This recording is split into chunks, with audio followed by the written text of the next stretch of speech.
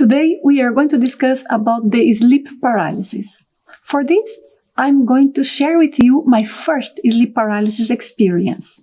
The purpose of this is to be able to discuss what could have gone wrong, what I did and could have done better, why it happened, and finally, I also want to share with you how you can take advantage of the sleep paralysis when it's in a pleasant condition, and what you can do when it's not pleasant. So, let's stay together for this video.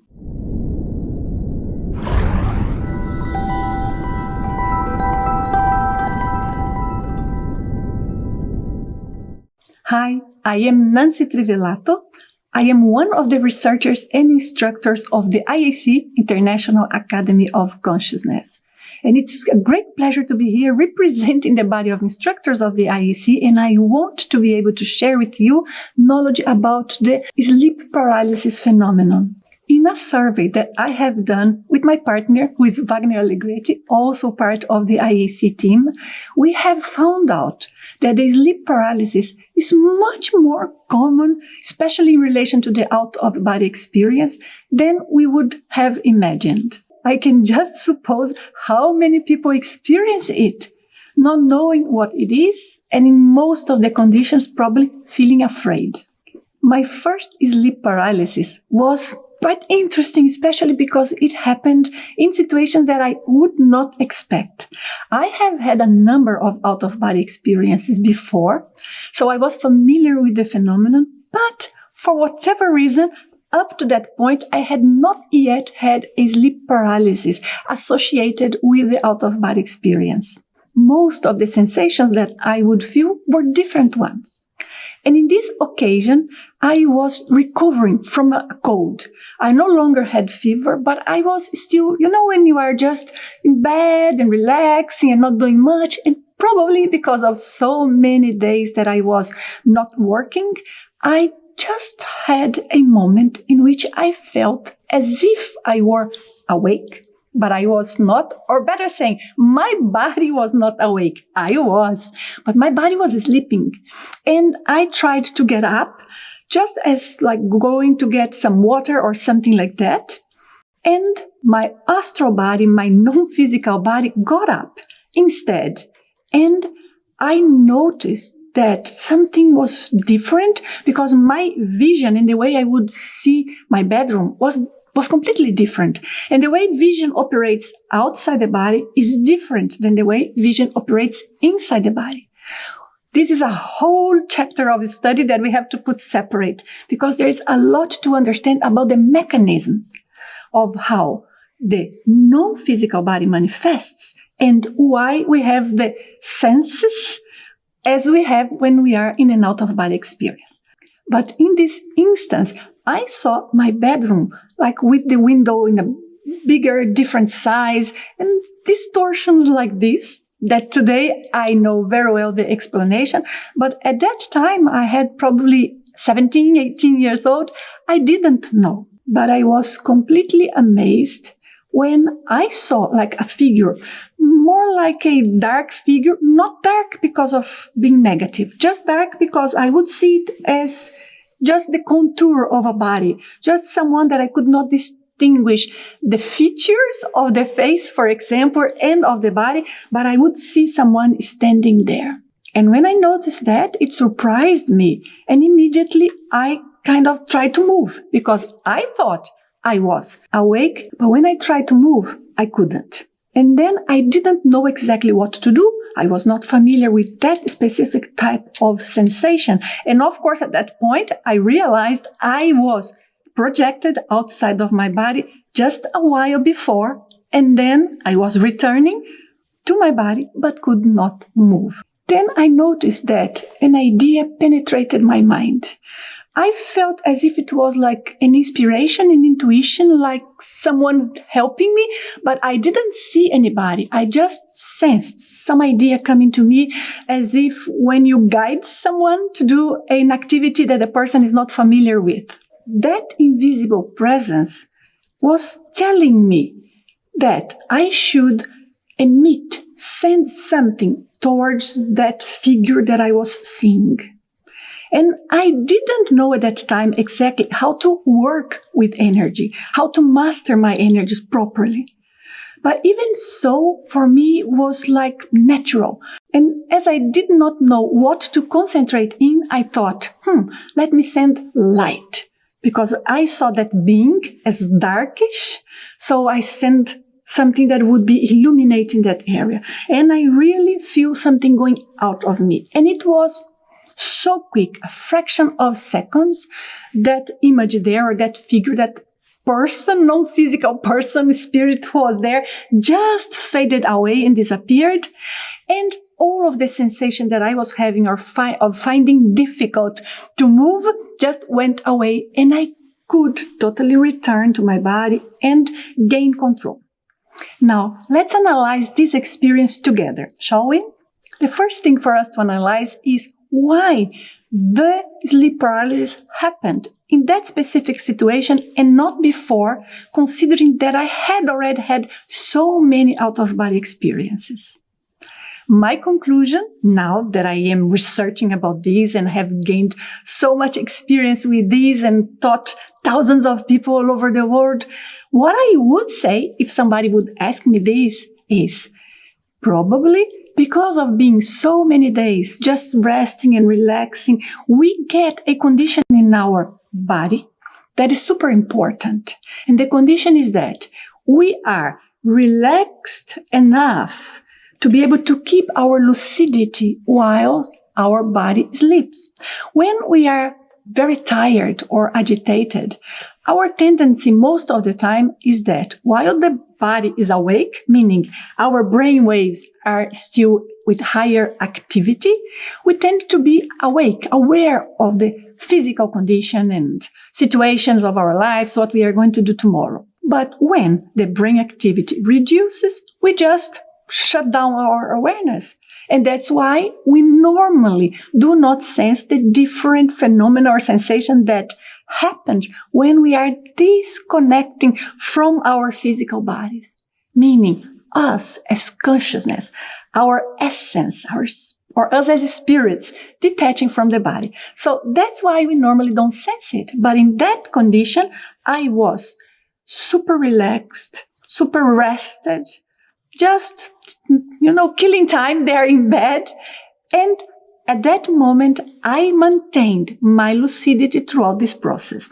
Another thing that I would comment about this specific situation is that because of that darkish figure that I saw in the non-physical environment, in the astral plane, but is still there inside of my bedroom, because of that, probably there was some level of discomfort for me when I detached from my body. And this level of discomfort made me hold the disconnection, the separation from the body at a certain point. Meaning, instead of just get out and fly away, I started, or naturally it started spontaneously, and then I froze. And this freezing was unconscious, of course. And that's why I just noticed when I was already in the sleep paralysis. The spiritual presence that I felt in my bedroom, that I interpreted as dark, in this sleep paralysis phenomenon, was not nice to notice because it made me startled, made me surprised, and I didn't know what to do because the figure was just there standing. However, now, in retrospective, I noticed that that figure was not attacking me. It was not sending me any negative vibe or trying to contaminate me in any way. But my reaction was of a defensive one. Properly done, of course, because our bedrooms are not supposed to have guests that are uninvited or that are not positive to us. And in that case, it was just someone that had no purpose there. Perhaps even some sort of presence or spirit that was in the house even from before I moved in. I was living in that place for only maybe 3-4 months at that time.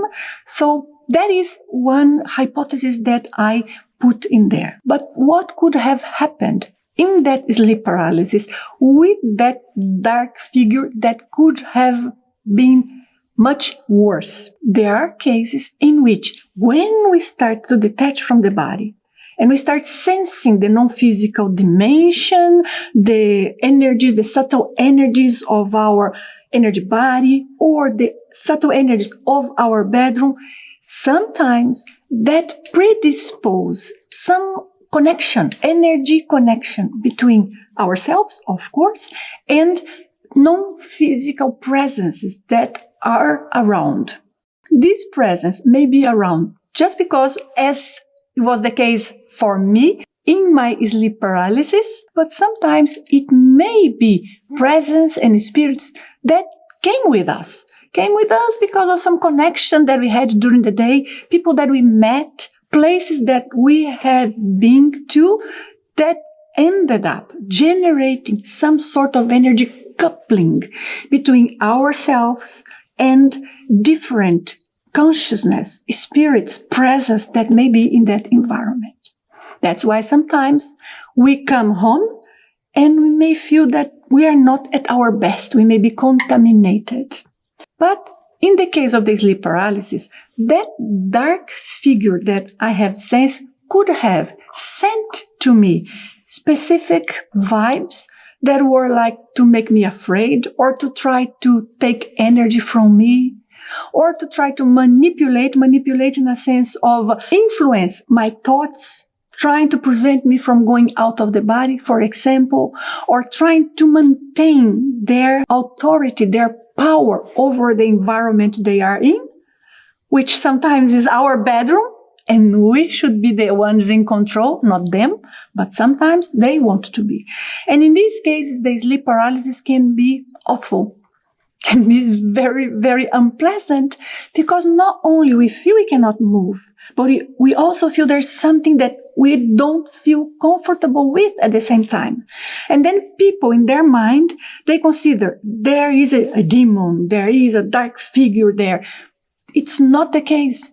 It's just us interpreting the type of energy that we feel from these non-physical spiritual presences that may be around, that we notice when we are in the process of the sleep paralysis. We also must add here that, as it was in my case, that I was impressed with that presence, even though that dark presence was not attacking me. In the case of many people, just by sensing someone close by, they are so frightened, not knowing what to do. In many cases, people are unexperienced in relation to the out-of-body experience. Then the sleep paralysis happens, and they immediately try to fight against it. Fight, stop. That is not the best way. But anyways, that's what we can do when that's the only thing we know. But let's then compartmentalize and see what we are saying here. Noticing a presence that is not necessarily positive does not mean we are under attack. We have to maintain cool, calm, so that we have the opportunity to analyze what's really going on. If we get too scared, no matter what's there, we are going to feel uncomfortable. We have to remember, and please do so, that there are also positive presence that we can sense. Just now, I'm talking about the negative ones. And let's cover the negative ones, then we talk about the positive ones in a moment. Another element for us to remember is that the longer we remain connected mentally, energetically with that non-physical presence that is uncomfortable about, the longer the sleep paralysis will seem to last. But as far as we know, the sleep paralysis lasts very short. So far, we are focusing on how we connect with presence that may be around. Whenever you sense this sort of uncomfortable presence in the sleep paralysis, what you want to check first is there any non-physical presence, spiritual presence around that could be trying to contaminate me? If there is, and you have to analyze calmly, if there is, you will simply react with energy. They are contaminating you via their energies, by emitting energies towards you, by sending energy to you with a specific quality, type of energy. What you want is to establish in your energy field completely different quality of information. And if necessary, you are going to expand your energy field to a point that no one is going to be contaminating you or close by. It's a little bit like we see sometimes in some sci-fi movies, which especially anime, some animes, they make wonderful visual effects of how energies look like in some conditions. So imagine there is some invasion, no physical presence is connecting with your energies. You know what's going on. You grab control of your energy field, and then you create a wave, boom. And you not only cleanse yourself, but also you remove any intrusive presence who would be there. And the word intrusive here is key, because what if it is someone positive? Well, if you sense someone positive close to you during the sleep paralysis, you probably will not have the reaction of trying to fight with it, unless you are too scared. That's why we need to study the phenomena. We need to understand what's going on there. There's lots of research behind it. There's lots of example cases. Let's understand why it happens and what is the mechanism, what we can do. Because if we are not unconsciously afraid or with some sort of reaction that in automatic reaction we fight too much with it, we will have the time to observe what we are feeling, who is there. If there is someone present during the sleep paralysis, it's not the case that always there is, but we are discussing about the cases when there is. And then you may sense someone like the positive mentor. Even if you don't see it, you may sense it. And sensing, it's almost like as clear as seeing it or more. Remember that our astral body, our non-physical body, do not see in the same way. So you may sense a presence, someone supporting you, a presence that you feel just love coming from it. You feel hope. You feel supported. Many people have this type of experience, spontaneously, many. During the research that we have done, and even interviews with the purpose of research, I am researching children who have had experiences, non-physical experience or psychic experience during their youth. And I see that many times people sense very positive beings.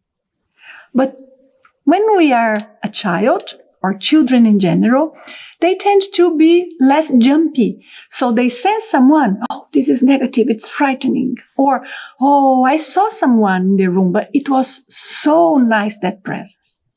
But us, adults, many times we are already with our minds contaminated with what we hear from the media, what we heard from our background, our upbringing, people in general who not necessarily are well informed about these topics.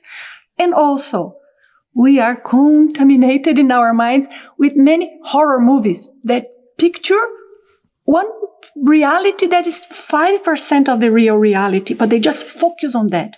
So immediately we adults jump and many times do not allow mentors, spirits who are trying to support us to be present. During the sleep paralysis, whenever you have to apply your will, your energy to act, either to completely detach from the body, or to return to the body completely, or to get rid of any uncomfortable energy or energy blockage that you may have in one of your chakras, what you have to do first is to remind yourself that you have to remain calm. So give yourself, even if it's a fraction of a second, to regroup, consider what's going on, and think about what you are going to do. In many cases, the sleep paralysis is neutral. In most of the cases, actually. Astral projectors, when they are more experienced, they enjoy the sleep paralysis. They enjoy because that is a part of the phenomenon that allows us to experience both realities at the same time. Both realities, I mean the physical and the non-physical, the astral plane. So if it happens to you, try to just observe and learn from it. If you sense a presence of someone trying to help you, and it's not so much the action or how they look like or what they tell you, you have to trust what you sense, the quality of the information that is coming from you via the energy of that individual. And when I say individual, I mean non-physical presence, someone in between lives, whatever name you want to give to it. But it's a consciousness, it's a person just without a physical body. So what connected us with that consciousness? Why is it with the appearance of man or woman? Doesn't matter. Why is it there? And why would they be supporting us? Of course, in many cases, they want to support us because if we are familiar with the non-physical reality, if we are familiar with the fact that we are more than the physical bodies, we can get information that can help us become better people, can help us evolve spiritually faster, can help us make sense of some situations of our lives, and therefore we can expedite our happiness, our well-being, and our success in many different ways, but with good ethical principles. That's what we need, and that's what the world needs. So in many cases, non-physical mentors will try to support us. And whenever you sense someone who is trying to make you feel uncomfortable, in doubt, a bit emotional, then move your energies. Do some energetic procedures. We teach the Velo technique, which is wonderful. Try to research about it. Velo, V-E-L-O, voluntary energetic longitudinal oscillation. We have videos about this here. And try also to learn how to be in control of the emission of your energy. All of us, we can do it. All of us. In the same way that I did in my first experience of sleep paralysis.